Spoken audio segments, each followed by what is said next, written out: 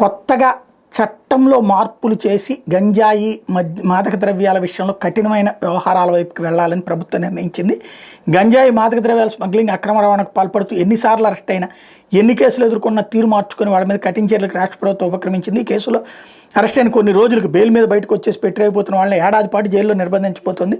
Prevention of illicit traffic in narcotic drugs and psychotropic substances act PIT NDPS చట్టం 1988 వాళ్ళ మీద ప్రయోగిస్తుంది. రాష్ట్రంలో తొలిసారిగా ఇటీవల విజయవాడ పోలీస్ కమిషనరేట్ పరిధిలో కొండా రమేష్ 22, షేక్ బాషా 30 ఈ చట్టం కింద నిర్బంధంలోకి తీసుకున్నారు. వీళ్ళిద్దరి మీద గంజాయి స్మగ్లింగ్ అక్రమ రవాణాకు సంబంధించిన అనేక కేసులని వాటిలో అరెస్ట్ అయ్యి జైలుకి వెళ్ళిన నేరాలు ఆపట్లేదు. ఈ నేపథ్యంలో వాళ్ళ మీద చర్యలు తీసుకుంటూ ఉత్తర్వులు ఇచ్చింది. రాష్ట్ర వ్యాప్తంగా ప్రతి పోలీస్ స్టేషన్ పరిధిలో ఇలాంటి స్మగ్లర్లు ఎవరెవరు ఉన్నారో వివరాలతో జిల్లాల వారీగా పోలీసులు జాబితాలు సిద్ధం చేస్తున్నారు.